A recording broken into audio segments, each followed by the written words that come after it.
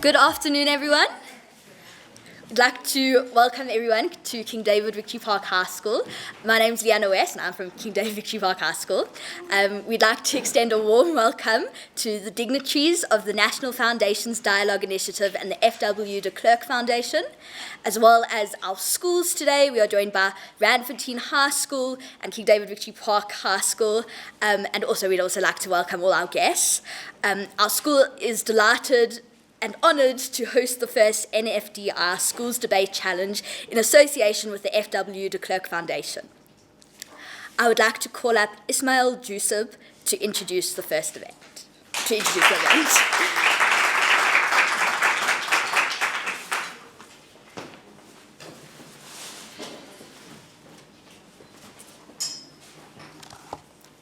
you. Thank you very much. Ladies and gentlemen, students, good afternoon. And thank you for gathering here today at the King David School. My name is, as you mentioned, Ismail Jusub.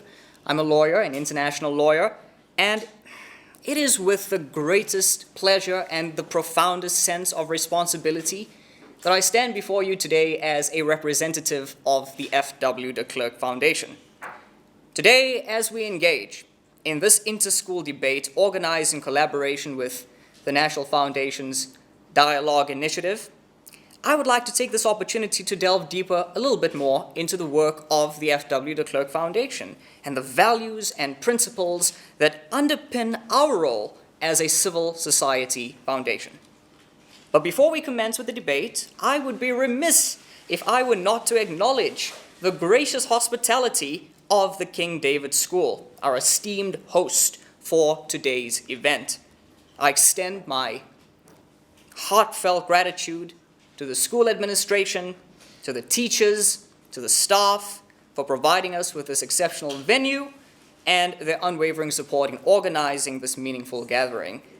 The King David School has long been a bastion of academic excellence and has garnered a reputation for nurturing young minds and cultivating an aura of critical thinking.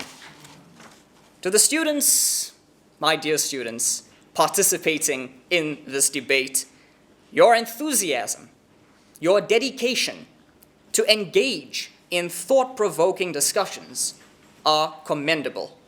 Your willingness to explore different perspectives and to delve into complex issues is a testament to your intellectual curiosity and your commitment to personal growth. And so I extend my sincere appreciation to each and every participant for contributing their time, their energy, and their intellectual prowess to this event. At the heart of our foundation, the FW de Klerk Foundation, lies a commitment to fostering cross-cultural dialogue and advancing constitutional knowledge, particularly among the youth. We firmly believe that an open, inclusive, and informed conversation is the building block of a cohesive society. By engaging in dialogue, we create an environment where different perspectives can be shared, can be understood, and are respected, ultimately leading to greater understanding, knowledge, and unity. So the FW de Klerk Foundation takes inspiration from the vision and from the leadership of former President FW de Klerk, whose pivotal role in South Africa's transition from apartheid to democracy shaped our nation's history. President de Klerk recognized the need for a strong constitutional framework that would safeguard the rights and freedoms of all South Africans. And it is upon this foundation that the FW de Klerk Foundation stands, committed to upholding the values of democracy, human rights, and the rule of law. Now, one of our primary focuses is the promotion of constitutional literacy and understanding, especially among the youth. We believe that a society well-versed in its constitutional rights and responsibilities is better equipped to protect and nurture the democratic fabric. Through various educational programs, workshops, and initiatives, we strive to empower young people like you with the knowledge and tools they need to actively engage in their communities and so to drive personal positive growth. Furthermore, the FW de Klerk Foundation is dedicated to addressing the challenges that South Africa faces on its ongoing journey towards a more just and inclusive society. We tackle issues such as social cohesion, racial reconciliation, and economic transformation, working collaboratively with stakeholders like the NFDI from diverse backgrounds. By fostering constructive dialogue, facilitating research, and advocating for evidence-based policies, we seek to contribute meaningfully to the advancement of a more prosperous and more equitable South Africa. In line with our commitment and constitutional values, the FW de Klerk Foundation has been actively involved in shaping legislation, laws, and policy discourse.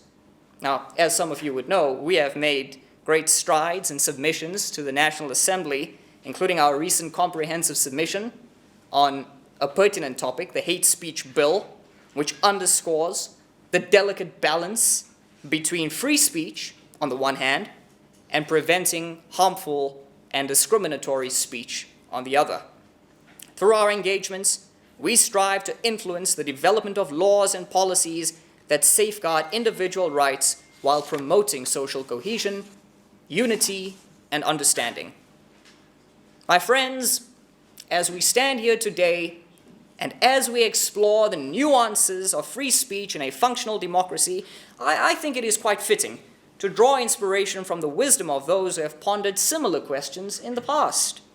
One such notable figure is Voltaire, that great libertarian French writer who once famously said, "I may not agree with what you say, but I will defend to the death your right to say it." Now, this sentiment encapsulates the essence of free speech, a belief in the fundamental right to express oneself, even when opinions differ. It is in that same spirit that it is important to approach this topic that we are discussing today with open minds and a willingness to consider alternative viewpoints. As we engage in rigorous research, in critical thinking, let us remember the words of another great thinker, Socrates, who once said, "An unexamined life is not a life worth living." Through the examination of ideas, the exploration of different perspectives, and the art of reasoned debate, we broaden our understanding and enrich our collective wisdom. So not to make this too long, but rather to return to the collaborative engagement between the FW de Klerk Foundation and the NFDI, this partnership is a testament to the power of unity in advancing our shared goals. By working together, the NFDI and the FW de Klerk Foundation, we harness the collective expertise and resources of both our organizations, pooling our efforts to promote constitutional literacy, fostering social cohesion, and encouraging constructive dialogue and constructive debate among the youth. But our commitment to the youth extends far beyond educational programs. We understand the importance of providing platforms for young voices, young minds to come together and to be heard and acknowledged. And so initiatives like this inter-school debate, are indeed a testament to our belief in the power of young minds and their ability to contribute to a more inclusive and democratic society. So, my friends, in conclusion, as we navigate now the complexities of free speech, the topic at hand today, and its role in a functional democracy, let us remember that dialogue is not merely a means to an end, but a journey of understanding and of growth.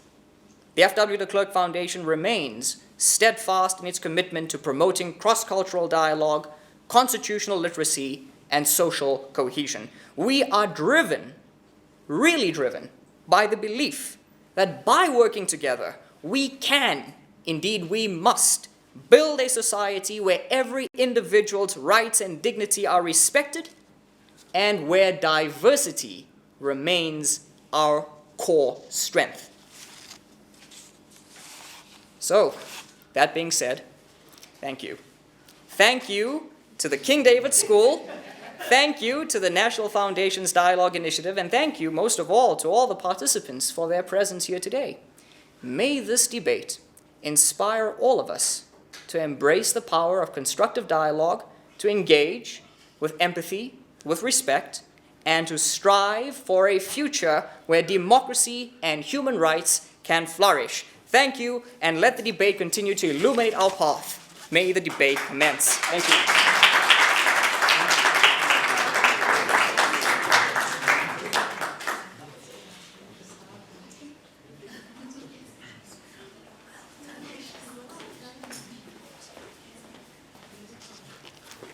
Thank you so much to Ismail Jusuf for that lovely introduction. A quick PSA, public service announcement. If anyone was wondering where the bathrooms were, they're down there. So if you need to go, please go in between speeches. And also, please make sure your phones are on silent. We're very excited for the debate, which will be starting soon. To all our guests who are new to debating, we would now like to take the opportunity to explain the format and procedure of a debate. There are many formats of debate globally, and today you will witness a format known as World Schools Debate. Other formats include Model United Nations and British Parliamentary. In this format, there are two teams consisting of 3 speakers each.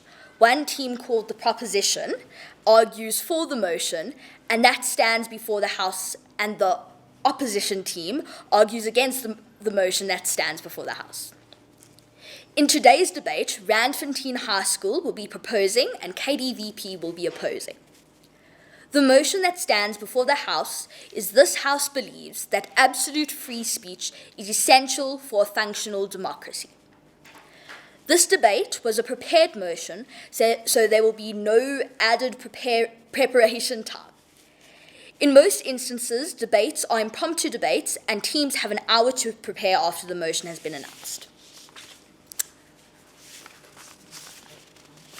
Each speaker will speak for 7 minutes, and at the end, one of the first 2 speakers from each side will give a reply speech, which is 3 minutes long. The first and last minute of a speaker's speech is protected, meaning that in this time, the other team may not offer a question. After the first minute, you will hear a clap, indicating that the opposing team is now allowed to ask a question, which we refer to as a point of information. The standing speaker may decide whether to accept the point of information or not, which makes things quite interesting. At 6 minutes, you will hear another clap indicating that time for asking points of information has closed. At 7 minutes, you will hear 2 claps indicating that the standing speaker has 20 seconds left to wrap up their speech, and at 7:20, the speaker will be instructed to end their speech. No points of information may be offered during the reply speech.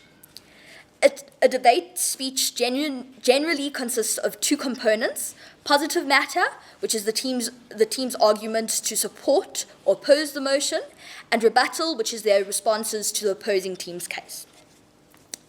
Now, to introduce our extraordinary and esteemed panel of judges.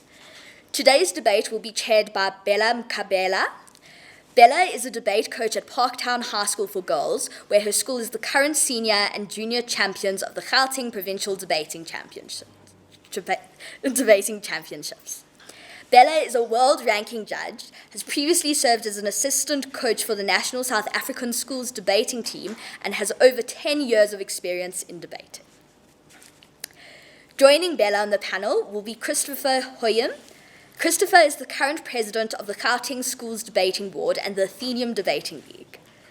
Christopher has served previously as the head coach for the South African National Schools Debating Board and ranked last year as the best judge at the South African Schools Debating Championships.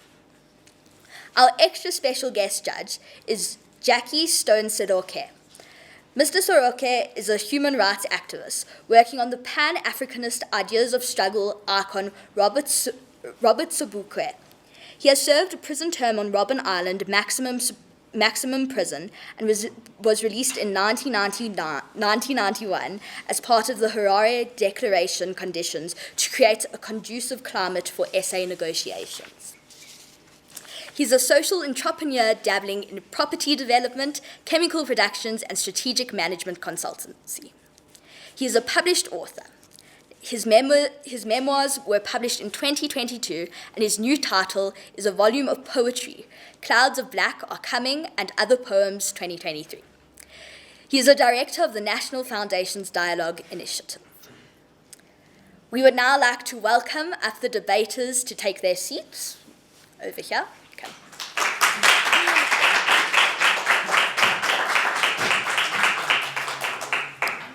And I would now like to hand over to Bella, who will be chairing the debate. Okay, hello everyone. I hope it will be okay for me to speak from this point. I hope you can all hear me from the back. My name is Bella once again, and I'll be the chair for this round. Just before we start, there are parents waiting outside. Could you please just ask them to come inside?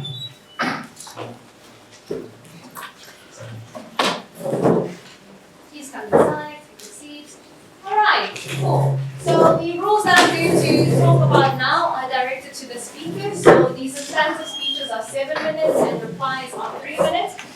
Tapping will happen in 1 minute and 6 minutes for points of information, and we will tap you out at 7 seconds. Tapping for replies will be explained closer to the reply segment of the debate. If you could have the first speaker of a proposition, please just say the motion out loud for everyone. This House believes that absolute free speech is essential to have a functional democracy. All right, we agree that's the motion. Thank you very much. So before you come up, speakers, you're welcome to introduce yourself. You're also welcome to say any preferences you may have for points of information. I think it's just easier for everyone to raise their hand given the space they're in. And in addition, you're welcome to mention pronouns as well, but preferably please use gender-neutral phrasing like speaker, adjudicator when referring to anyone else in the room. Good luck to both teams. Let's have the first speaker of the proposition team. Here.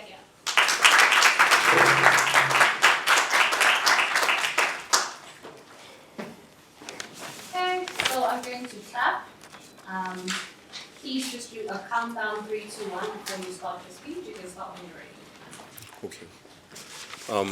Hi guys. If you question about pronouns, it's he, him. Don't really have a problem with that. Now, I'll be starting my speech in 3, 2, 1. I want you to picture this. You go in and you uncover different crimes committed by various governments, but because the law states that you uncovered those crimes illegally, you are now the criminal. You are arrested and you are made an international criminal held in a jail for months on end. You'd think this to be an unthinkable situation in a democratic country, but really it's not. This happened in real life to Julian Assange. If we lived in a world where absolute free speech was granted, we would not have cases such as his. We'd be able to hold governments accountable. We'd be able to express our ideas more honestly, which is why we believe that absolute free speech is something that is necessary for a functional democracy. Before I get into my argumentation, let's run over some key context. Firstly, what is absolute free speech? It's a principle that there should be no restrictions and limitations on the content, form, or manner of speech, meaning that you can say what you want, however you want, wherever you want. 2, we need to understand why free speech is a right to begin with. It's a right for several reasons. The first one being that we are prioritizing our individual autonomy and self-expression. 2, we are more looking towards democracy and civic participation. In a democracy, you need to have honest conversations. You need to be capable of representing the people accurately. And you need people to be free to speak their thoughts and their ideas within a democracy for that to happen. And 3, you typically want it checks on governmental power. So if I am free to speak, I am free to criticize the government, and this is one of the key tenets of democracy. But 4, it also allows for pluralism and cultural diversity, in the sense that different people from diverse backgrounds are capable of speaking their mind, are capable of expressing themselves, and so everybody can live in much better harmony. Now, what do current limitations on free speech in democracies currently look like? You have things such as hate speech laws. Incitement, hate speech laws, they prevent you saying anything harmful to a specific group and so on. You have laws preventing the incitement to violence. You have defamation and libel laws. There are multiple laws, there are different types of them. But there will be exceptions to this that we have seen multiple times. We've seen that people cannot be prosecuted for hate speech, for example, when it happens because of religious beliefs. We have seen them not being capable of being prosecuted for hate speech when it happens as a form of artistic expression. This is problematic because it adds to the ambiguity as to at which point we decide that a certain action is wrong, at which point we decide that the action is right. And it's harmful for various reasons that I will explain later. Now, I want you to take note of this. This is what a functional democracy looks like. It's characterized by 4 things. The first one is that it needs to be capable of protecting fundamental rights and freedoms. Secondly, the public needs to be able to participate as fully as possible. Thirdly, the government has to be transparent and the government has to be capable of being held accountable. But fourth, we ought to respect minority rights. It needs to benefit minorities. At this point, this then gives you 2 burdens that both sides have to prove. They have to prove that they are more than capable of, they contribute to a system that fulfills all these criteria, but it has to do so in a legitimate way. Now, what is the debate simply not about? What are we here not to speak about? We aren't here to debate whether free speech is good or bad. This exists in both worlds. We are more speaking to the limit to how much free speech people are granted. But 2, we aren't here to tell you, but 2, we aren't trying to control how people react to that free speech. We are telling you that there will be no legal consequences, but if somebody gets angry at something that you said, that's perfectly fine. We cannot control how people react to what you say. Now, what are we then willing to trade off? We are willing to trade off mechanisms that aim to prevent the problems associated with having absolute free speech. Yet again, this comes back. This mainly because the line between what is right and what is wrong is yet again ambiguous. If I say one thing in a social setting, I can be tried for hate speech, but if I say it as an artistic expression, it's suddenly okay. This is very problematic because it closes off people from honest conversations because they tend to self-censor. You're constantly thinking about what is right, what is wrong, instead of saying what you feel, what you think, and so on. And while we cannot guarantee that people will not self-censor because, yet again, we cannot control how people will react to what they are saying, they are more likely to have these honest conversations because the law will protect them. Now, what will we be discussing? As a first speaker, I'll tell you why limits on free speech limit autonomy and why they limit accountability. And my second speaker will show you why absolute free speech is crucial for protecting minorities. Now, yet again, as to how we limit autonomy, yet again, it comes back to the line between what's right and what's wrong being ambiguous. Yet again, people have to think a lot more about what's politically correct instead of what actually needs to be said. Why is this bad? 2 reasons. It's bad for democracy because 1, honest conversations cannot be had. We are constantly talking about what is right, what is politically right, what is politically wrong, not what needs to be said. And at this point, what you cannot then have is people who are informed voting for an informed electorate because they're not having necessary conversations. But 2, the views of people are not accurately represented because we are not having these conversations. It's more about what do the majority want, what is politically right, what is the new wave, instead of what do I actually want, what do we want. And so at this point, you're defeating the purpose of democracy, which is simply representing people as accurately as possible. Now, how do we then limit accountability? Well, we have this whole thing where because of limits on free speech, if crimes are committed but they are uncovered illegally, that evidence cannot be used in court to hold people accountable. On the much larger scale, we've seen this happen yet again with Julian Assange. We uncovered multiple war crimes committed by the United States of America, but they could not be held accountable because he uncovered that information illegally. And two, on a much smaller scale, we've seen this happen with something such as the Poppy Act. If I am a politician who confesses to a crime, but the person and a person was recording me, they cannot use this as evidence in the court of law because the Poppy Act explicitly states that I ought to have given my consent. This is bad for two reasons. The first one is that it undermines the key tenet of democracy, being capable of holding people accountable. But two, it doesn't encourage transparency because people feel that their actions are likely to go unnoticed and will not be punished. At this point, absolute free speech avoids all these problems.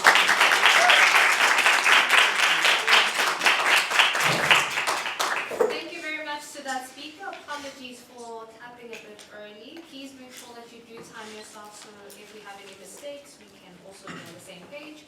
I will also ask for speakers to please just introduce themselves in terms of their names and surnames when they speak, come up to speak. Thank you to the Proposition 1. We now call upon the first speaker from Proposition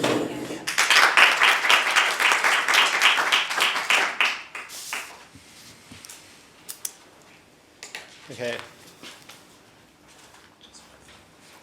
So my name is Levi Lipchitz. My pronouns are he, him, and I can start whenever you're ready for me. Okay. Starting in 3, 2, 1. If I were to just smack Dylan across the face, no one here would defend my right to smack him in the face, even if the reason I smacked him in the face was because he told me that Ronaldo is better than Messi. That's the fundamental truth to a functional society. My freedom ends at the point Dylan's face begins. And that's the fundamental contract that all of our societies are built on, and so is our democracy. Our stance is that freedom of speech should be restricted at the point at which it does three things. First of all, demonizes a person or group for something they can't control. So like your race or your skin color, gender, that kind of stuff.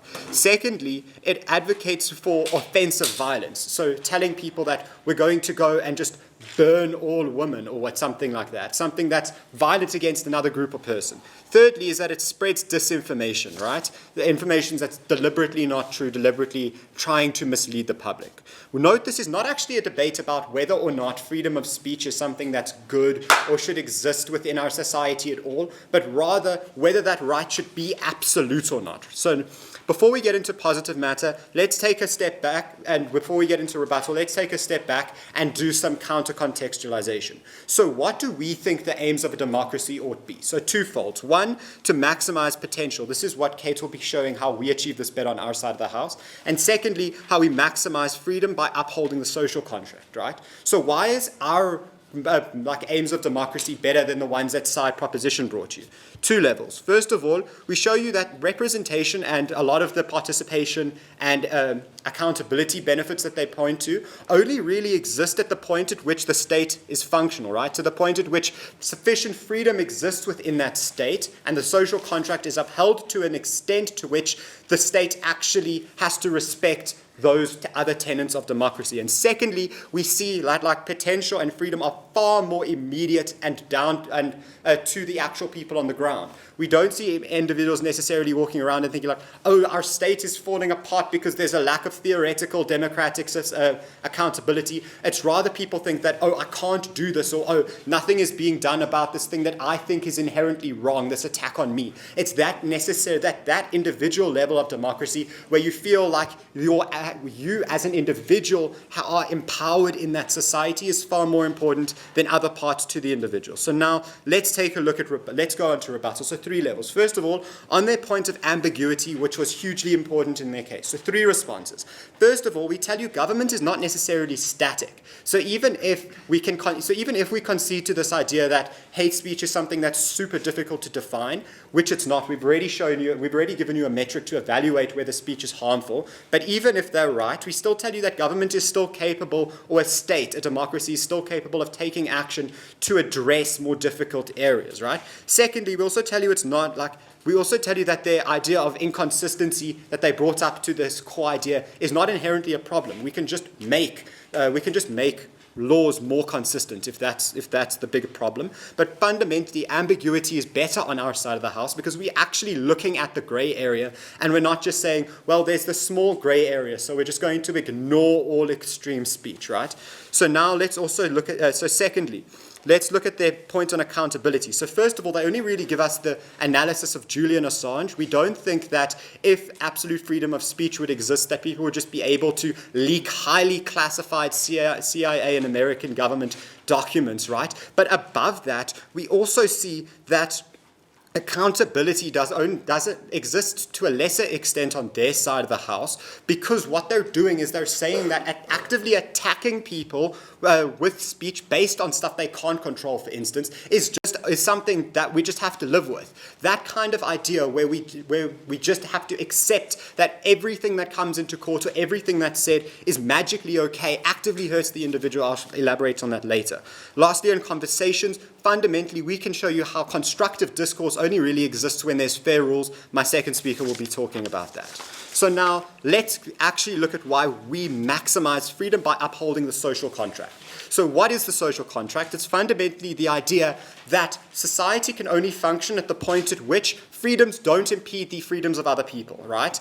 So three levels why we uphold this. First of all, we can show you that the absolute use of freedom of speech violates many rights, specifically like the right to freedom from discrimination for one, right? Because oftentimes, as conceded by side proposition, the kinds of speech that would be restricted by a state under any circumstance or democratic states are like attacks on other individuals for like their race or their gender or their sex, right? It's necessarily that kind of speech that is actually up for grabs here when it comes to restricting speech. Secondly, we also tell you that misinformation causes huge physical harm. We can point to how the election fraud scam didn't just cause an attempted coup in the US, but also in Brazil, right? We can look at, and also we can look at other examples of how just devastating misinformation can be and disinformation can be, such as Dr. Chabalala Misang, who said you could cure AIDS through beetroots, right? We believe that this kind of speech has a tangible physical harm on other people, right? Especially when it's coming from people who have positions of a credibility. And lastly, third level, is we need to look at also the right to dignity, right? We tell you, if I use my speech to go and harass somebody and make them feel and tell them that they're less than human because of their skin color, for instance, we say at that point it's very difficult to leave it makes it way harder to lead a dignified life at the point at which it's normalized in society for you to be told that you're subhuman because of whatever reason. Right? So why is this important? Because it's showing you how we fulfill our burden by showing you how at the net we can fulfill a net benefit when it comes to creating freedom, right? We can show you the direct trade-off between rights, right? So by empowering this right to freedom of speech, we can show you the direct fall-offs in the right of freedom from discrimination and freedom and the right to dignity. Secondly, we also show you how demagoguery is empowered on their side of the house and how that specifically can cause tangible physical harm that can be of a huge scale. Lastly, we can show you that even if nothing I've told you matters or is true, right? The fact of the matter is, on our side of the house, we've shown you how we're the only side that actually can principally is on the principled level trying to fulfill the social contract, and hence can fulfill their burden of creating a functional society on their side of the house. If you believe I shouldn't be able to slap Dylan in the face, you will side with side opposition. Thank you.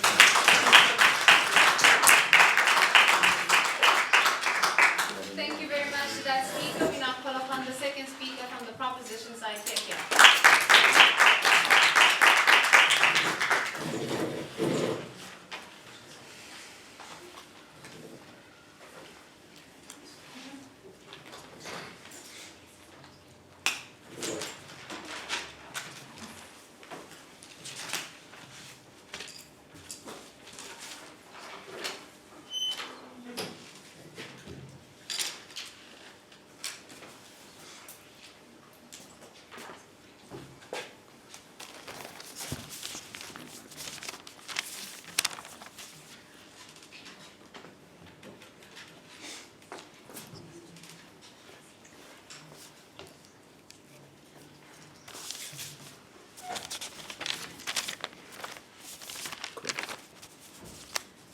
I'll begin my speech in 3, 2, 1, go. It is important to recognize that we live in a society that doesn't exist in a vacuum. This means that ideas are different throughout, and it is very important that we consider many different individuals' ideas in this debate, because the decision that I make that an idea of another individual's is wrong is completely arbitrary, and we think that rights and wrongs in this debate should be made clear that they are unambiguous at many instances. We think that people shouldn't be fearing going to job places because they fear of or they fear of saying something that might lose them the job. But secondly, we think that you cannot really change people like Donald Trump's ideas on how they view other individuals. The best way to be dealing with those kind of people is to actually deal with those people by having a discourse with those individuals and trying to be changing their ideas in the first place. There are a few points that we need to be clearing up in this debate. Number one is that what this debate is not about and what we shouldn't be proving as proposition, because it is important to note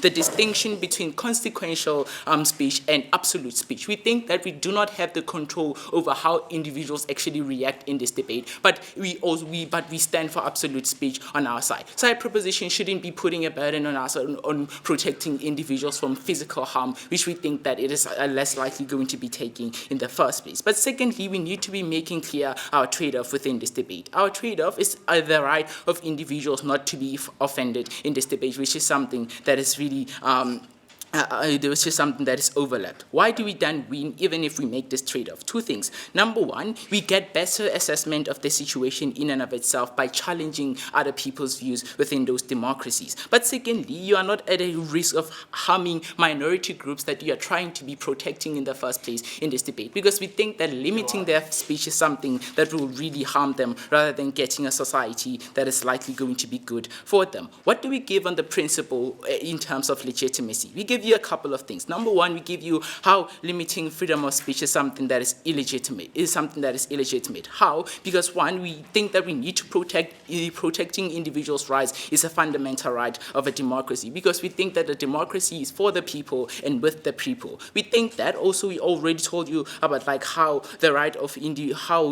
right and wrong is something that is unambiguous, and we should be looking at that issue in of itself. What do we get from proposition as a response? They give us a couple of points. One, that government shouldn't be static when it comes to fixing this issue, but secondly, they should be making laws more consistent on their side. We think that government cannot be static at a point at which those laws are ambiguous, and at a point at which those laws do not really represent the minority rights at many different circumstances. In terms of what they gave us two things. Number one, that maximization of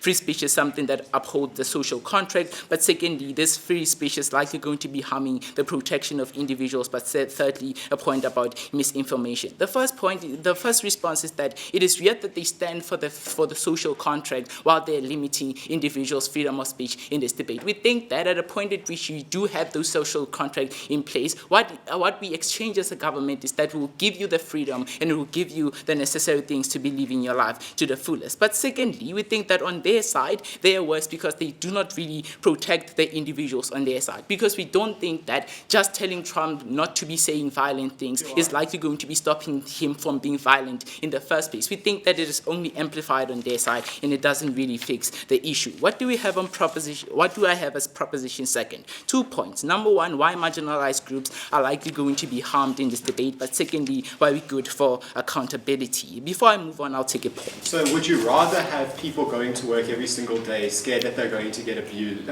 verbally assaulted because they're homosexual?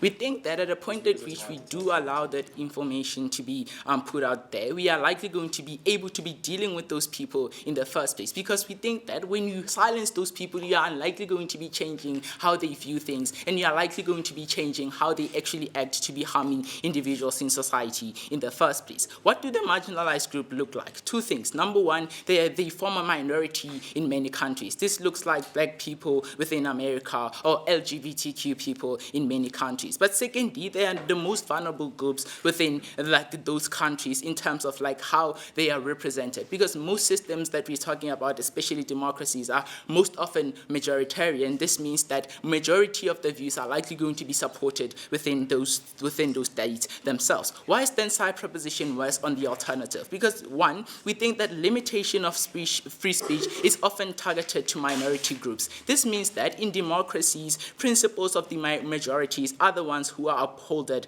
the most, which is immoral. This looks like two countries. Now, number one, Turkey's limitation of free speech have affected various minorities, including the Kurdish population. Even journalists within those countries are actually afraid of speaking because of how they have been restricted in those countries. But secondly, countries like Burma, where restrictions on free speech have been affected on ethnic minorities and ethnic religious groups, particularly the Rohingya people, which we should be protecting at this stage. But secondly, on proposition side, you are at the risk of a slippery slope. This means that authorities may abuse their right because they think that those individuals shouldn't be exercising their freedom of speech in the first place. We think that we are likely going to be sparking violent measures in countries like America, where police brutality is something that is of an issue. Why then are we better on our side in terms of like allowing absolute speech? Number one, by allowing absolute speech, we challenge dominant narrative without the fear of being censored. This means that two things. One, potential movements can run run hashtags within like things like social media without having a fear of being censored. This looks like the Me Too movement. But secondly, you are at the potential of running social movements to be protecting individuals in the first place, especially those who are less represented, like the LGBTQ communities in many countries. Why? We have on our side, secondly, we have the amplification of like marginalized voices. This means that we prevent things like self-censorship, where individuals constantly think that what they're saying is something that is going to be wrong, and this is something that they shouldn't be saying in the first place. We think that by allowing those individuals the absolute freedom of speech, we think that those individuals will not be afraid of thinking in the first place. Why are we then better on our side? We think that on our side, we have better checks and balances on how the government actually runs in terms of the protection of minorities, and investigative journalism is likely going to be taking place at a point at which we have this policy in place. If you support minority and if you support the society, side with prop.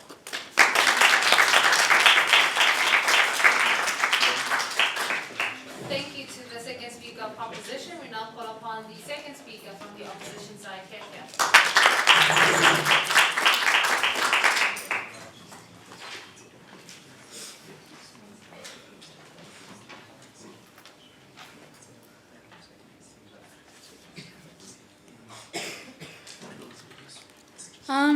I'm Kate Langer. My pronouns are she, her, and I prefer my POIs as verbal and auditory. Okay. I'll begin in 3, 2, 1. Panel, in 2016, there was an active record in the spikes of hate crimes happening in America in correlation with the 2016 elections, where Trump profusely went on rants about misinformation, conspiracy theories, and bigotry towards minorities. All of this constituted by the fact that it was in his right of free speech given to him by the First Amendment. We can see America as a brilliant example of where people are mainly given this freedom of absolute free speech. And we see that as an issue in protecting minorities and also in helping with the lack of misinformation in the government. In today's debate, I'll be speaking about maximizing potential for free speech and how having absolute free speech actually minimizes the voices of minorities. I will also be speaking about misinformation and the tangible harms it has on our society and environment. Before I get onto that, I'd first like to go onto some rebuttal. We get a very big point from side proposition about how we would rather deal with bigots via having discourse, via having that ability to speak with them in a way where they're allowed to say whatever we want. And we see that isn't really what happens in reality. We see that what we actually see in reality is we see that bigots don't converse with other people in terms of being radical with this absolute free speech in a way that allows for controlled discourse. Think of such as like the parliamentary government in South Africa, Africa when we have incredible chaos to the point where police have to actually intervene in order to have the different talks. We're speaking about the fact that a lot of the time, even when you do have this conversation with these bigots, a lot of the time that won't actually change their ideas about anything, only further enforcing their more bigoted ideas and beliefs on the basis that they're being argumented against in a way that makes no sense to them, because their way of thinking about this is purely emotive in a way that is completely rude and reducive. We also see a point from side opposition from side proposition, how they want to talk about the social contract, and it seems that they've ignored the entirety of my first speaker's speech when we talked about your social right of free speech is at the point of where I am able to have my right of not being discriminated against. Every right has an opposing right which we must uphold. So for instance, if I go and say that I dislike women on the basis that they're women in a very rude, arbitrary way, I infringe on someone's right not to be discriminated against in a very rude and harsh way. They also talk about the subjectivity of things such as being offended, the subjectivity of things such as hate speech. When in our first speaker speech, we clearly gave you definitions of what we constitute as things which are reductive in terms of speech. For instance, when speech starts to incite violence, use bigotry language, etc. And we highly ask proposition to actually go and look at what the first speaker said and examine it closely again. Then they also gave an example on the slippery slopes on how if we allow the government to have control of people's free speech, how it in turn can potentially allow for government control in areas such as Myanmar, Turkey, etc. What we see in most governments, we have accountability and responsibility of the government in functional democracies. For instance, we have that often we trust the government with things such as our policing, our wars, our lives, our social services, in instances like that, and we already have trust in the government for these very vital aspects of our lives. Number two, the systems that we place to hold them accountable. So for instance, in America, we have the Senate, we have the House in South Africa, and we have various other institutions to hold accountability, and it's a shame that those countries, which the side proposition mentioned, don't have this working function in their democracy. Number three, we already have crimes which used to prosecute people for these examples of hate speech and misinformation. For example, we have slander, and we have various misinformation courts that in cases that happen in even countries where they have huge leniency with free speech. For example, even in America, the Sandy Hook shooting denial was a conspiracy theory which reached huge corners of the internet and actually caused real harms to families involved. But at the point where the main perpetrators were sued billions of dollars in order for compensation, we find that it is legitimate because people were affected, hurted, and it had tangible effects that we can see in these families, not just on the regard of the subjectivity of what is considered offensive. And in that regard, we completely denounce what side proposition is saying. I'd like to talk about misinformation by positive matter and also maximizing potential of free speech. We see that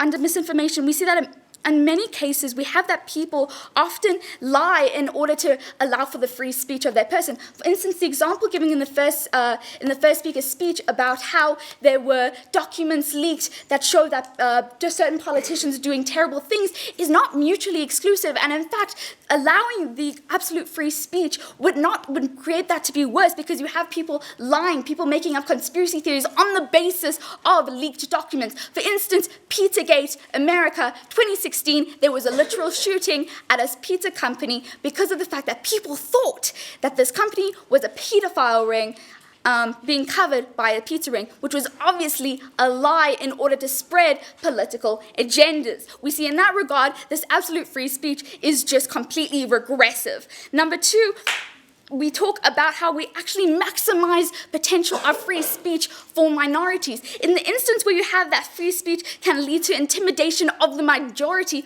on the minority, if you are in a group, in a situation where all of these people are saying, I dislike someone because of a certain race, you are far more intimidated as being someone of that certain race to speak out, having that you are being targeted with violence, you are being targeted with threats, and you are being targeted with insult and bigotry. In that regard, we see that you are actually essentially limiting the free speech of minorities, something which they claim so heavily in their second speaker speech. We also see that the importance of rules of discord is under also the maximizing of potential is something we can see happening right here in a high school debate, how we have rules and structure and regulation in order to make sure that certain ideas come across in ways which are intelligible and understandable, rather than just having people gouge at each other's throats, which we see happening in many different areas where we lack that structure, those rules and those regulations. So, under the course of maximizing the potential of free speech for everyone and protecting the free speech of minorities, on the facts of information and the serious tangible harms that they can create, and the fact that side proposition has barely even covered and talked about my first speaker's speech, I'd like to stand with side opposition. Thank you.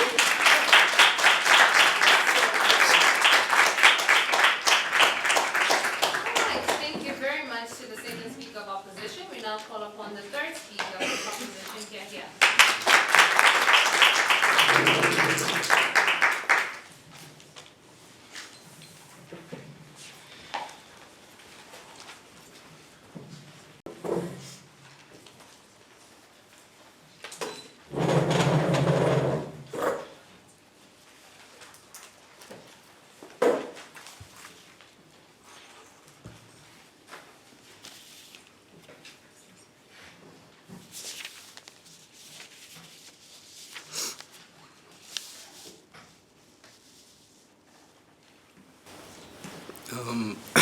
My name is Okuhle Sibeko. My pronouns are he, him. And yeah, I'll start in 3, 2, 1. We think that we can agree that saying that men are trash actively dehumanizes men. At the same time, having movements that start riots outside in our society advocates for violence. But at the same time, you can agree that maybe not all men are trash because, hey, my dad raised me well or whatever.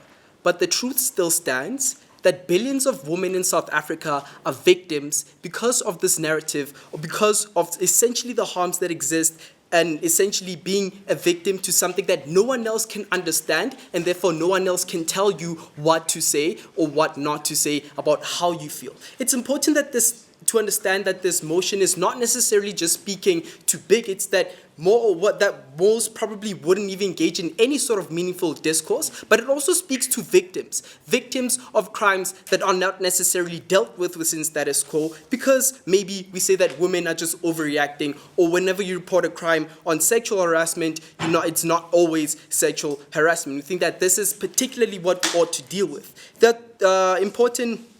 Now, to quickly deal with some responses or problems that we see in their case. Firstly, so 3 things that we essentially get. Firstly, they tell us that absolute freedom violates many other rights. So essentially, out of the argument of why on their side they maximize freedom, they tell us that absolute freedom violates many other rights. But secondly, misinformation causes harm. But thirdly, they tell us that people's right to dignity is essentially harmed. But note that it's important to understand that all these things are likely to happen on either side due to the fact that individuals, because we're talking about a crime that is based on someone's opinion and not just necessarily any sort of circumstance. This is to say that if I believe that black people should be viewed this way, I will say what I want to believe, regardless of whether or not it is legal or not, right? Because another thing is that this is also a crime that is often quite hard to regulate. You cannot actively sort of prevent an individual from saying a certain thing. So this means that these things are likely to happen on both sides. But why this is more harmful on their side, it's on 2 levels. Firstly, on a legitimacy level, understand,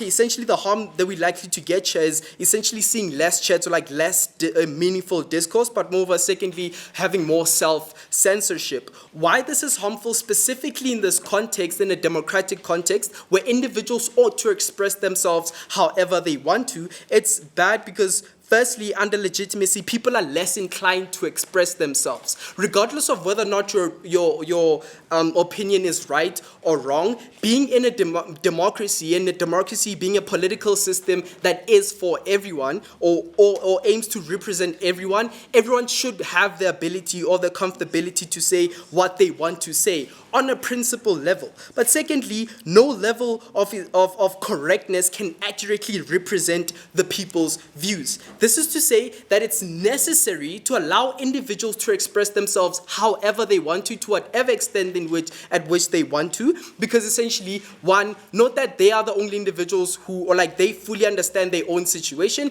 but secondly, if you're a system that aims to represent or like look at what people are going through and essentially sort of change the system to essentially cater for those people, you ought listen to those opinions at that level. But secondly, on a more practical level, we think that firstly, you do not create a space that seeks to essentially understand people. But moreover, this becomes more on an impact level, this becomes more harmful because of how it disproportionately affects minorities. Because note that we're talking about a state in which minorities are able to abuse, where minorities are able to be abused due to their weakness or their insignificance in those sort of states. But secondly, being not able to challenge very dominant movements that are essential, and note that because this is all premised around whether or not taken, an individual find this offensive, in a society where individuals have one specific view or able, or essentially just have a general view, or like there's a dominant view, any individual that goes against that is likely to be viewed as more offensive to those individuals due to the fact that due to being seen as more controversial. So it means that these individuals are less likely going to be able to express themselves. But lastly, note that victims of certain socioeconomic issues ought be able to express themselves in the fullest way possible. Why it's important that we focus on these specific actors, or why it's important to consider these specific actors, because these are actors that essentially affect, actors that because when looking at side opposition's case, they tell us about individuals like Donald Trump who do pose some sort of harm to these minorities. But the problem comes when their policy also poses their harm on these specific actors. And now weighing up in terms of who harmed these actors a lot more, we think that in a space where Donald Trump is able to say whatever he wants about Africans, we think that in that same space, us as individuals should be given that same platform to respond however we want. And it's important to understand that even in instances where individuals are not necessarily allowed to say whatever they want or where freedom of speech is limited, Donald Trump, because of his powerful, because of certain individuals' powerful sort of demeanor, status, they're able to say it either way. So these individuals are more inclined to break this sort of law rather than individuals who are minorities, given that they are in a position that is less significant than an individual like Donald Trump. Panel, why is what we told you very important for this debate in particular is to understand that firstly, we had to prioritize a specific actor that was harmed in a unique way. We think that this sort of idea of freedom of speech does not affect everyone the same way, so we ought to understand how the most vulnerable actor is essentially affected. And by looking at the actor that they also aim to protect, we showed you how we harm them much worse on their side, and moreover, why we essentially why they're more harmed on their side, but moreover, why they don't necessarily create for a space where they are able to exist much freely. This is important because then we're able to show you why this means that we're able to win this debate because we're essentially able to show you why we're essentially better for the most vulnerable actor, but moreover, we create the space that is most cohesive for some form of relative discourse to also essentially create sort of change and also hear valid opinions. For those reasons, I am proud to oppose. Thank you.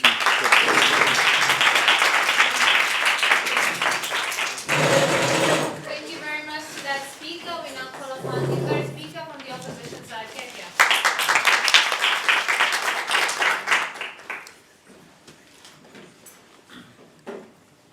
Okay, I'll be starting in 3, 2, 1. The human voice is the most powerful weapon in existence. It has the ability to say, I love you, but at the same time, it has the ability to declare wars and act on immense violence and say extremely hateful and terrible things. That's why it's our prerogative as a society to create the right limits and regulations to limit this power and protect those who are most vulnerable to the worst of its beauty. So why have side opposition lost this debate today? They've lost this debate for 3 reasons strategically. First of all, we think they never absolutely deal with why absolute freedom is necessarily necessary. Rather, they talk about the importance of freedom of speech and all the things that are good with freedom of speech. Why, throughout my speech, I'll explaining by most of the things that happen on their side of the house still happen under our umbrella. But second of all, we tell you at the point in which they never clearly outline why absolute total freedom is necessary, they've lost this debate. But second of all, they also just deal with the worst case scenarios. When they start using examples like Turkey and other countries that are barely democratic, we see that they think their principles weak and they're not debating on the whole spectrum. But still, my speech will deal with these worst case scenarios. And thirdly, they've lost this debate when one of their main arguments is that we can't implement this because it's hard. And I'll be explaining this through one of my clashes. So what are the 3 clashes in this debate today? The first clash in this debate today is about protecting minorities and which house best creates productive conversation and talks. The second clash in this debate today is about the subjectivity of it and whether we can accurately implement and practically implement restrictions. And the thirdly is about government control and whether they'll take advantage of the system. So let's deal with the first clash about the silencing of people and lack of engagement. 3 responses. So we first of all tell you we have to look at the people who are engaging with this harmful matter. So we specifically tell you in our stance and in our first speech that hate speech is characterized by specific tangible measurements. So we tell you first of all that it's incitement of violence or the use of derogatory direct terms. Why is this important in this clash? Because we have to look at the speech that's banning and who's going to be speaking the speech. So we see at the point in which people's speech are being banned under our umbrella, we no longer consider this engagement as productivity talks. Why is this? At the point in which people are saying, I hate all the gays and we must go out and kill them, which is banned under our definitions, this is no longer productivity talking. For 2 reasons. The first reason is that we think these people aren't going to change their minds. We think at the point in which they're on the most extreme, we'd rather protect the minorities from the abuse than a 1 in a million chance of changing their minds. Because at the point in which their speech is getting banned under umbrella, their talks are no longer productive. But second of all, we tell you that on our side of the house, we actually promote productivity better. Why is this? We think at the point in which you have people dominating over minorities by saying these hate speech, when we have thousands of people rallying and saying, let's go out and kill all the Jews, we no longer have a space in which Jews, A, feel comfortable, or minority groups feel comfortable speaking out, which also limits oppositions. But we tell you these people aren't interested in talking, they're just interested in their own agenda. But on our side of the house, at the point in which we ban the speech, these people are no longer allowed to say all these things. But that doesn't mean they're no longer allowed to say their ideas. Rather, they have to do it in a more respectful manner. This looks like people like using evidence or not necessarily incitement violence, which we think is a much better way of talking and therefore promotes more productivity. The second argument we get under them from this clash is about self-censorship and how people are going to be self-censor themselves. We tell you we want people's self-censorship at the point in which what they're going to say is violent, incites violence, or is directly targeting a minority group with their derogatory terms. We tell you we don't think people will be self-censoring to the point in which what they're saying. We tell you, first of all, people can still express their views, but through the use of banning hateful media and hateful conversation, they'll likely do it in a more productive way, and B, a less hateful way and a more respectful way, which actually is better in dismantling these hateful ideologies because we can get to the root cause instead of just having a shouting match with each other about who wants to kill which minority group. And we tell you on a last layer, though, we're willing to accept the worst case scenario when we have people with extreme views self-centering themselves and they're not sending their own ideas, because at the point in which those views are harmful to minorities, those people's lives and their other freedoms come before those people. And the second clash in this debate is about sensitivity and subjectivity and whether we can practically implement this. So throughout this debate, side proposition has given and strawmanned our policy on hateful speech. We think they've dealt in an extreme case in which hate speech is defined as calling someone a fatty or insulting them. No, we clearly gave you an outline on what hate speech looks like and what speech we wouldn't allow under our umbrella. And we think majority of the time they're falling under this. This comes down to my subjectivity point. So we first of all tell you throughout our things that there are tangible metrics to determine whether something is classified as hate speech or the things that we don't allow. We tell you this is direct threats, and we tell you this is direct derogatory language intended to offend certain groups. And there are objective metrics. But we tell you on a practical level that we've seen social media companies implement banning of hate speech, yet we still see productive talks from the right wing and the left wing on spaces of Twitter, even though they ban certain types of hate speech. But fourthly, we tell you we don't think this is actually a very good argument. We think in the worst case where it is hard to differentiate, it doesn't mean we shouldn't at least try. We have judges for a reason to interpret laws, to interpret different scenarios, and we do agree to some degree there will be some subjectivity, and we think that's the reason why we have laws and judges, and we think the more these laws are implemented, the better they will become. The third clash in this debate is about government control. My second speaker already beautifully said about how we have systems in place. We have opposition to governments. We have stuff like separation of power in government, and we've got other metrics to control this. But we have to trust the government to some extent. We think it's an unfair burden to say that these governments are all terrible and they're all doing it. Like, we give them rights to the police and military. And lastly, we think Turkey is an unfair burden. Thank you.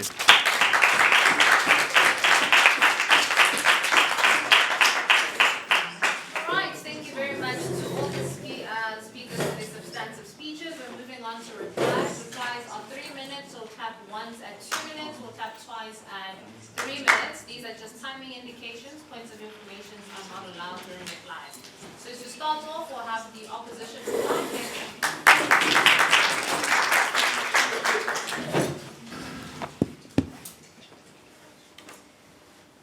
When you're ready. Okay. Starting in 3, 2, 1. We have a side proposition who can only go downhill when the slope is slippery.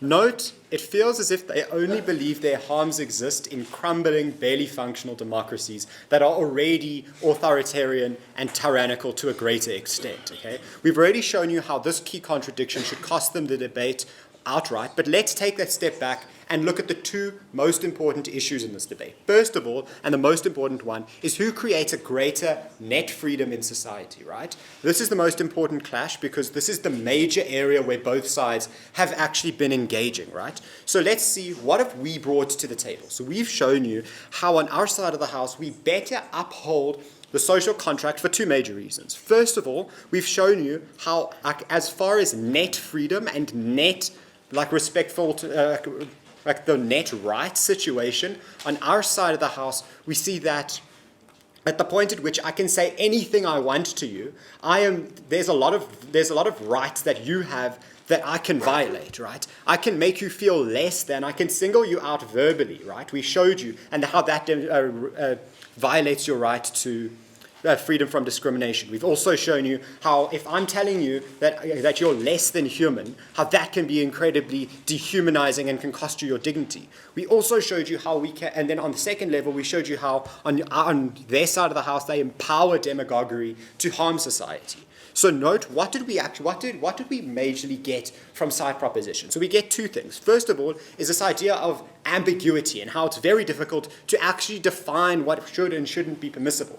what were our responses to this? First of all, we showed you how it's actually very easy to define and possible to define what the speech looks like, and we did it for you. But secondly, we also showed you, even if that is the case, we still believe that governments are fluid and can adapt to difficult situations, and that actually looking and having and discussing that grey area is fundamental to actually navigating that grey area better, right? So note also that it's never explained why the freedom of speech on their side of the house has to exist to this absolute extent to derive the values of freedom that they brought up.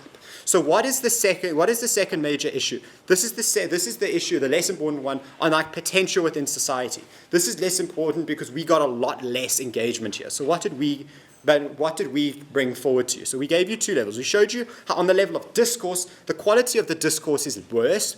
And secondly, we've shown you our matter in the second of self-censorship. So we didn't get a lot of engagement here. But what did they bring to the table? Side proposition. They told us and they showed us how, in actuality, right, that they brought to the fore this idea and this notion that on their side of the house they empower people because, for instance, maybe like it's not nice to tread on eggshells about what you can and cannot say. We win because we actually gave you on this clash because we showed you a counterfactual where we actually can show how constructive and diverse engagements where people aren't scared to share their opinions can exist on our side of the house. We take that second clash and the debate as a whole. Thank you.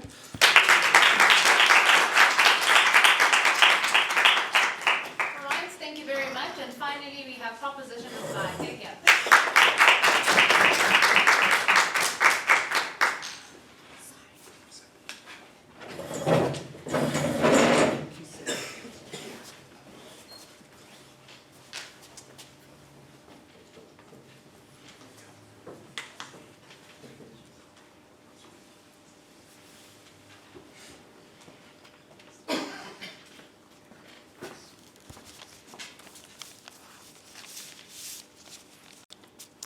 I'll begin my speech in 3, 2, 1, go.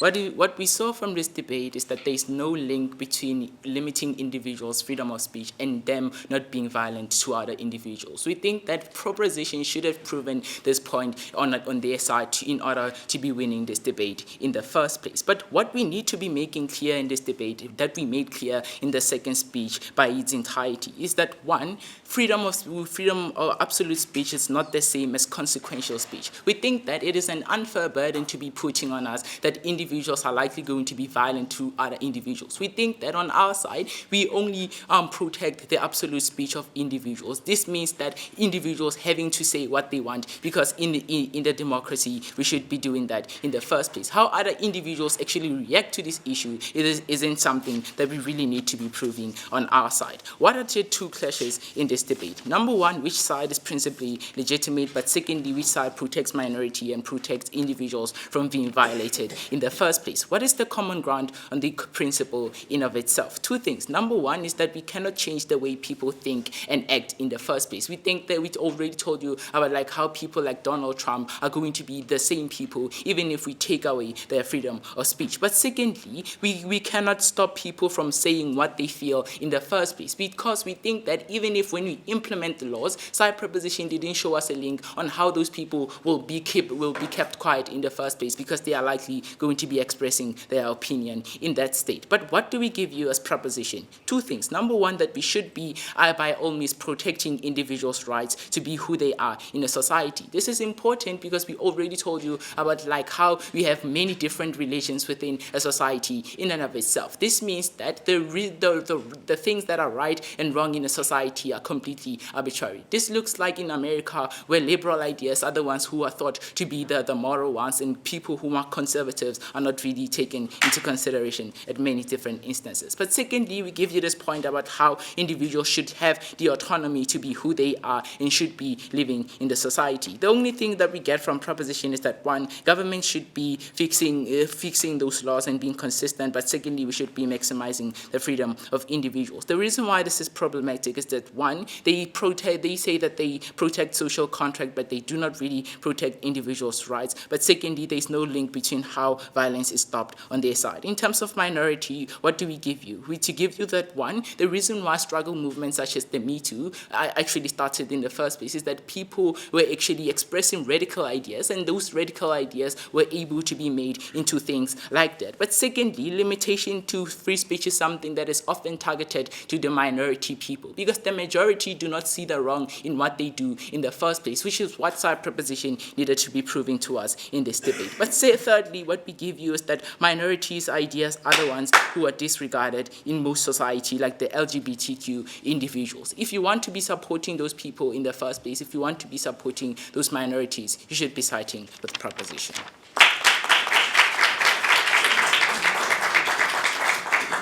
Alright, thank you to both teams for a very lovely debate. We will have to deliberate and then we will come back with the results. Thank you everyone.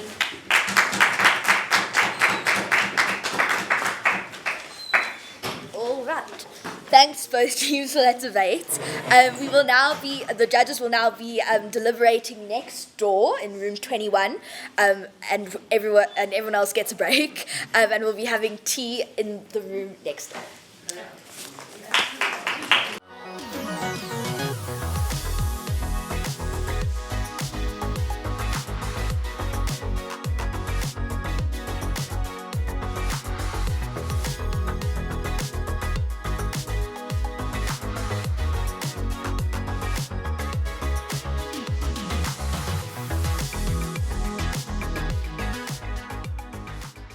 All right, welcome back everyone. We are now going to welcome Bella to give the deliberation and announce the winners, so yeah.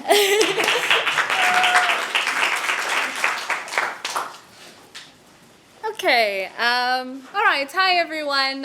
Thank you very much to both teams for a really wonderful debate. We thought this was quite high level, very interesting discussions that happened in this debate. So what we're going to do is the oral adjudication right now, and how that works is I'm going to talk about what kind of discussions we had as adjudicators and what kind of decision then that led us to, and then we will announce the results so it's clear and official at the very end. Sorry. Okay. So let's just start with the general discussion of the debate. We found that firstly, the example usage in this debate was really, really expansive and very good, which made it a very interesting subject to hear about, and also what kind of world that will create. So ultimately, we saw this based on two main clashes. So we thought that both teams are setting up a discussion of what kind of world we would have if we had absolute speech, and what kind of world from the opposition we're likely to have if we have limitation on that speech. And this will likely affect two main issues. So firstly, democracy and how democracies work. And then secondly, how this affects society, specifically speaking to minority groups. So firstly, let's start with the democracy clash.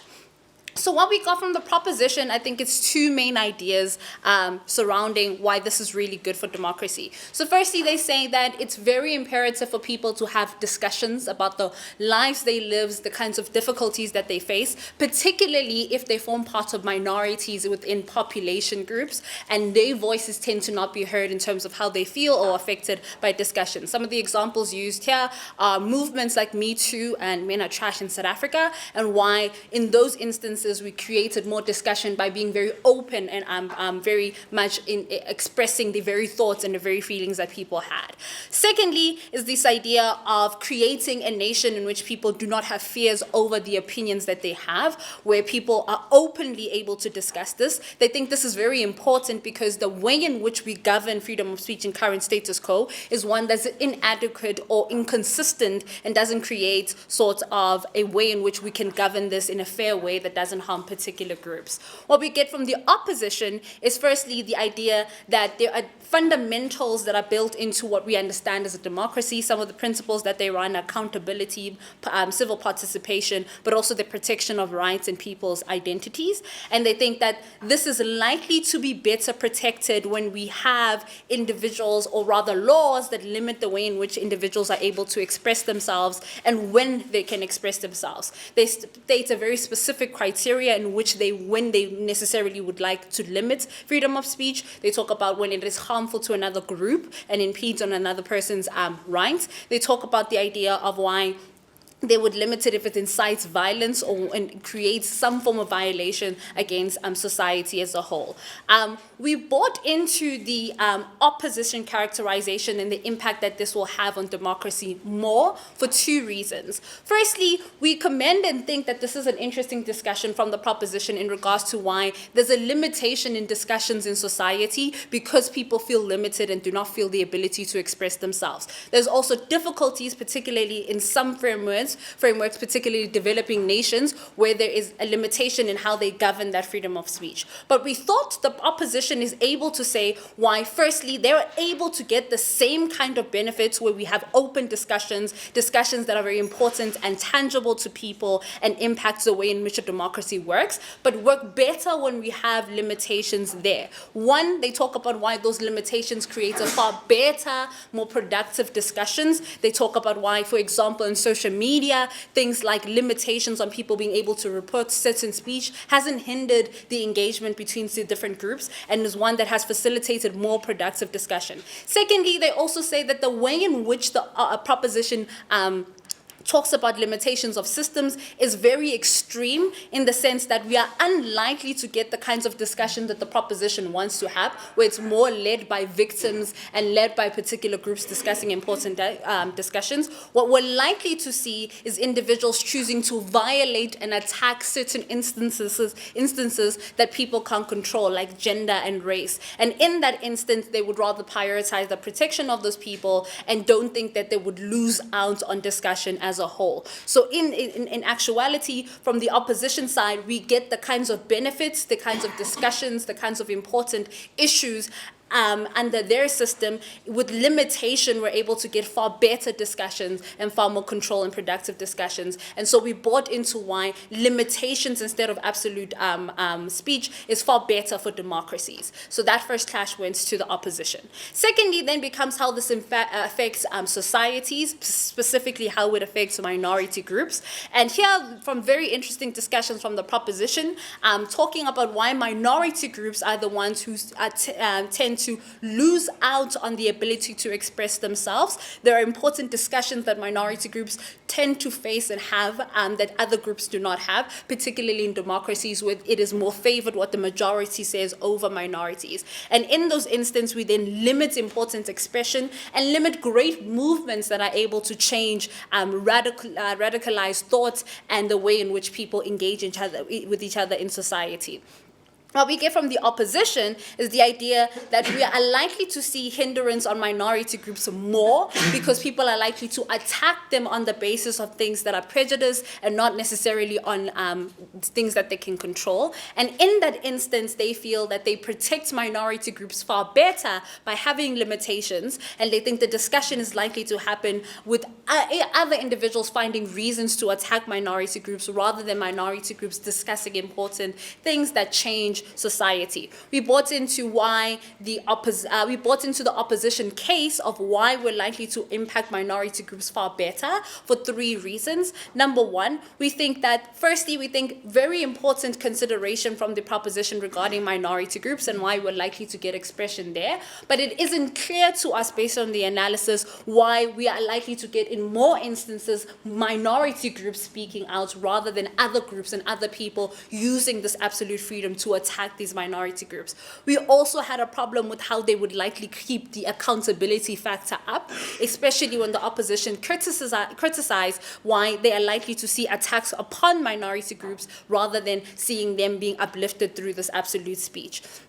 Thirdly, we think that we brought in more on the opposition groups of why we're likely to protect minority groups far better if there is some limitation in terms of what people can and cannot say. And we still have more level discussions regarding what issues minority groups face, and they're able to actually speak up on that without being attacked and without discussions ending in unproductive ways because people feel the need to attack other things rather than the important discussion at hand. And in that way, we think that the opposition does a far better job at protecting society and protecting specifically minority groups from any other harm in that regard. So ultimately, we think that the opposition does a far better job in explaining why they're able to tangibly achieve and solidify things through in democracy, through protecting social contracts specifically towards minority groups, but more importantly, also expressing and enhancing freedom of speech through more productive, more clear, more respectful discussions instead of having absolute speech. So ultimately, the debate went to the opposition team. Congratulations. And we thank the proposition for a wonderful debate. Thank you. Oh, sorry. Okay, we would like to award the winning team, starting with the opposition team. Please come up and get some medals.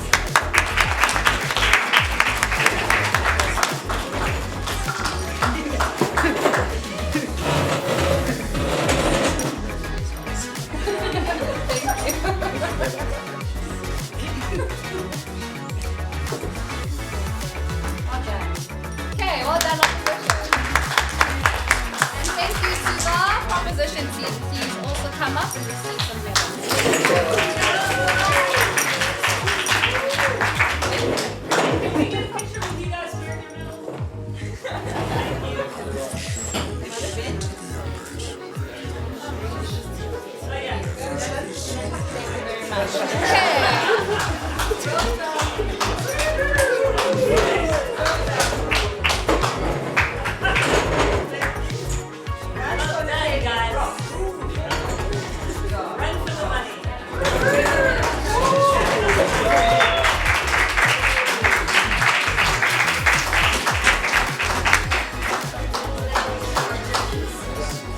Well done to both teams. We had a very high quality debate today. We would now like to call up Jackie to please give some feedback on the content of today's debate.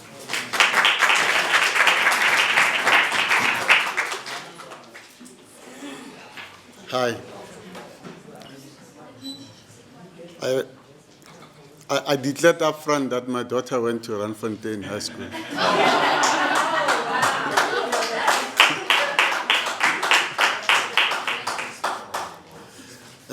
But I also like to say that and I'm talking about my own prejudices, the argument of absolute freedom and no censorship at all is an argument I always want to put across. I believe that to move society to a more democratic conversation, we need to hear all sides of the story, including listening to what we don't want to listen to, which is an effort which should be an effort on the part of everyone else. And in doing so, it creates better understanding between communities, between individuals, and between opposing views. And it also helps to limit extremism from both the right wing and the left wing and allow society to move accommodating almost everyone. I think that we had a very strong debate from Randfontein High School, and they put across the points very clearly, but they did not have the burden of evidence, because we all agree with freedom of speech and all the basic freedoms that are available. They merely enhance on them and put across the arguments very well. However, the scales became different when the opposition came with a compelling case to show different sides of the argument, especially the argument that says it is not absolutely necessary to allow people to speak as they wish without necessarily taking care of what other minorities, individuals, and so on have to say. So I think the debate helps, and it should really reflect how South Africa debates its issues today, how we need to have a more tolerant and conducive environment for debates in such a way that we should listen to each other. The National Foundation's Dialogue Initiative is actually aimed at creating this avenue where we can debate without fear, without prejudice, and really express our points as freely as possible. We also think it is important. It is very important to highlight the most difficult issues our society faces, particularly the blind spots that a majoritarian community have, because they always think majority is right, and it is not always the case. I think too that the creative aspects of our debates are very important. Our writers, artists, and so on, who look at society from a unique point of view, would be able to not necessarily speak for a majority community or a minority community. They'll speak searching for the truth. And the truth is sometimes before our eyes, but we fail to see it. I'd like to thank you for inviting me here, and I say big ups to both teams. Thank you.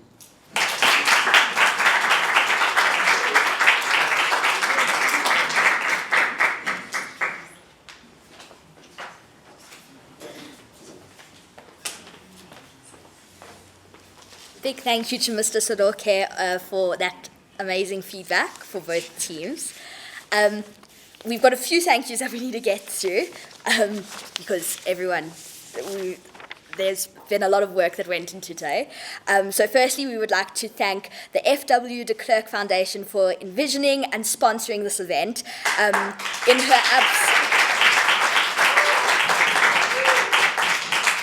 her absence, Tyler Dallas, who has been the main coordinator. We'd also like to thank Ismail Yusuf for being here today on behalf of the foundation. And big thank you to everyone from the National Foundations Dialogue Initiative for supporting the event and making it possible, Ms. Yasmin, Mr. Neo, and Ms. Nomple.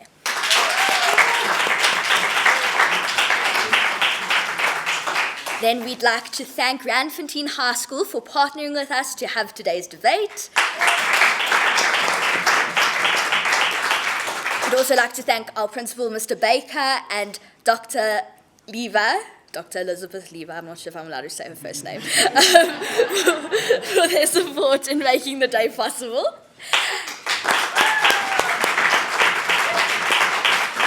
Thank you to all the debaters and for all the coaches, for all the work that went into today. We couldn't have done it without our coaches and, of course, the debaters. They've been amazing. Of course, we'd like to thank our incredible judges who've put in for their expertise and everything that went into today's deliberation. We really appreciate having all of you here. And then lastly, thank you to all our guests and the supporters who came today to support. And yes, thank you. If anyone... Can I just say something? I'm a debating sort of go-go. I've been promoting debating here for about 26 years. And it's been given me such pleasure to see how we've grown and how we are really getting conversations and voices and dialogues going. And so I just want to say thank you to everyone. I did just also want to say thank you to Ms. Nirvana Rogers, who has actually helped me so much.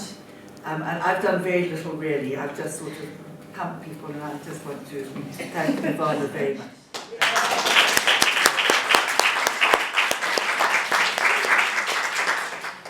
Big shout out to Mrs. Rogers, again, not sure if I can say Nirvana, our head of marketing.